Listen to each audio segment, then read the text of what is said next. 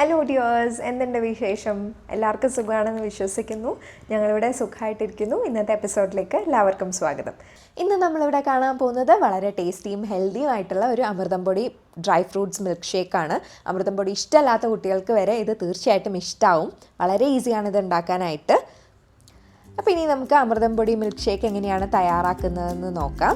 അതിലേക്കായിട്ട് ഞാനിവിടെ 1 കപ്പ് പാല് ഒരു ചട്ടിയിലേക്ക് ഒഴിച്ചിട്ടുണ്ട്. ഞാൻ എപ്പോഴും കുറുക്കുണ്ടാക്കുന്നത് ചട്ടിയിലാണ്. അതിലോട്ട് നമുക്കൊരു 3 ടേബിൾ സ്പൂൺ അമൃതം പൊടി ചേർത്ത് കൊടുക്കാം. എന്നിട്ട് നന്നായിട്ട് കട്ടകളൊന്നും ഇല്ലാതെ ഇത് നന്നായിട്ടൊന്ന് യോജിപ്പിച്ചെടുക്കാം.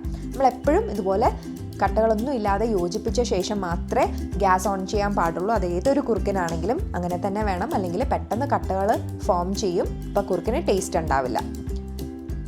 അപ്പോൾ ഇതാ നന്നായിട്ട് യോജിപ്പിച്ച് കിട്ടിയിട്ടുണ്ട്. ഇനി ഇതിലോട്ട് ഞാൻ ഒരല്പം വെള്ളവും കൂടി ചേർത്ത് കൊടുക്കുകയാണ്. എന്നിട്ട് നമുക്ക് ഗ്യാസ് ഓൺ ചെയ്യാം. എന്നിട്ടിത് നന്നായിട്ടൊന്ന് കുറുക്കിയെടുക്കുക എന്ന് പറയുന്നത് ഇവിടെ ആ മാവ് നന്നായിട്ടൊന്ന് വെന്ത് കിട്ടണം. വളരെ കട്ടിയായിട്ടുള്ളൊരു കുറുക്കല്ല നമ്മൾ ഉദ്ദേശിക്കുന്നത്. കുറച്ച് വാട്ടറി കൺസിസ്റ്റൻസി തന്നെയാണ്, പക്ഷേ നന്നായിട്ട് ആ മാവൊന്ന് വെന്ത് കിട്ടണം. ചെറുതായിട്ടൊന്ന് കട്ടിയായി തുടങ്ങും, ആ ഒരു കൺസിസ്റ്റൻസി മാറി തുടങ്ങുന്നത് നിങ്ങൾക്ക് കാണാം. പക്ഷേ ഒരുപാട് കട്ടിയാവുന്നവരെ ഒരിക്കലും കുറുക്കേണ്ട ആവശ്യമില്ല. അപ്പോൾ നന്നായിട്ട് ഇളക്കി കൊടുക്കുക, അല്ലെങ്കിൽ അടിയിൽ പിടിക്കാനുള്ള സാധ്യതയുണ്ട്. നന്നായിട്ട് കുറുകി കഴിഞ്ഞാൽ നമുക്ക് ഗ്യാസ് ഓഫ് ചെയ്ത് വെക്കാം. എന്നിട്ടിത് തണുക്കാനായിട്ട് മാറ്റി വെക്കാം. ഇതിപ്പോൾ നന്നായിട്ട് തണുത്ത് വന്നിട്ടുണ്ട്. ഞാനൊരു മറ്റൊരു പാത്രത്തിലേക്ക് മാറ്റിയിട്ടുണ്ടായിരുന്നു പെട്ടെന്ന് തണുക്കാനായിട്ട്. എന്നിട്ട് ഇത് നമുക്കൊരു ബ്ലെൻഡർ ജാറിലോട്ട് മാറ്റാം. മിക്സർ ജാർ ആണെങ്കിലും മതി, ഏതാണ് നിങ്ങളുടെ കയ്യിലുള്ളതെന്ന് വെച്ചാൽ അത് യൂസ് ചെയ്താൽ മതി.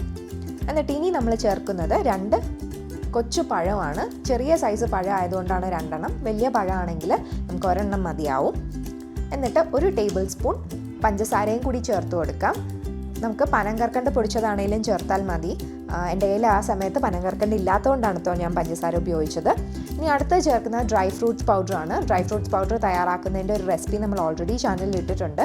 അത് നിങ്ങൾ കണ്ടിട്ടില്ലെങ്കിൽ ഞാൻ ലിങ്ക് ഇവിടെ കൊടുത്തേക്കാം. ആ ഐ ബട്ടൺ ക്ലിക്ക് ചെയ്താൽ മതിയാവും, അല്ലെങ്കിൽ ഡിസ്ക്രിപ്ഷൻ ബോക്സിൽ കൊടുത്തേക്കാം. അപ്പോൾ അതിൻ്റെ ഒരു 1 ടീസ്പൂണാണ് ഞാൻ ചേർത്ത് കൊടുക്കുന്നത്. എന്നിട്ട് നമുക്ക് നന്നായിട്ടൊന്ന് ബ്ലെൻഡ് ചെയ്തെടുക്കാം.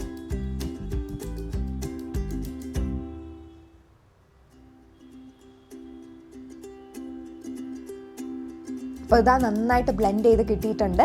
ഇനി ഇത് നമുക്ക് ഒരു സെർവിങ് ജാറിലേക്ക് മാറ്റാം. 1 വയസ്സിൽ കൂടുതലുള്ള എല്ലാ കുട്ടികൾക്കും നമുക്കിത് കൊടുക്കാവുന്നതാണ്. വളരെ ടേസ്റ്റിയാണ്. അമൃതം പൊടി ഇഷ്ടമല്ലെങ്കിൽ പോലും അവർക്ക് തീർച്ചയായിട്ടും ഇത് ഇഷ്ടമാവും. പല കുട്ടികളും അമൃതം പൊടി കുറുക്കായിട്ട് കൊടുക്കുമ്പോൾ കഴിക്കാറില്ല എന്ന് പറഞ്ഞു കേട്ടിട്ടുണ്ട്. അപ്പോൾ ഇങ്ങനത്തെ രീതിയിൽ ട്രൈ ചെയ്യുക, തീർച്ചയായിട്ടും അവർക്ക് ഇഷ്ടമാവും. 1 വയസ്സിൽ കൂടുതലുള്ള കുട്ടികൾക്ക് മാത്രം ഇത് കൊടുക്കുക. കാരണം ഇതിനകത്ത് നമ്മൾ പശുവും പാൽ ഉപയോഗിച്ചിട്ടുണ്ട്. മാത്രമല്ല അമൃതം പൊടിയും ഷുഗറൊക്കെ ഉള്ളത് കൊണ്ട് തന്നെ നമുക്ക് 1 വയസ്സിൽ കൂടുതലുള്ള കുട്ടികൾക്ക് കൊടുക്കുന്നതാണ് നല്ലത്. അപ്പോൾ വളരെ ടേസ്റ്റിയാണ്, ഹെൽത്തിയാണ്, വളരെ ന്യൂട്രീഷ്യസ് ആണ്. അപ്പോൾ എല്ലാവർക്കും ഇന്നത്തെ വീഡിയോ ഇഷ്ടപ്പെട്ടു എന്ന് കരുതുന്നു. ഇഷ്ടപ്പെട്ടിട്ടുണ്ടെങ്കിൽ തീർച്ചയായിട്ടും ലൈക്ക് ചെയ്യുക, സബ്സ്ക്രൈബും ചെയ്യുക. അപ്പോൾ നമുക്ക് പുതിയൊരു വീഡിയോ ആയിട്ട് പെട്ടെന്ന് തന്നെ കാണാം. Bye bye.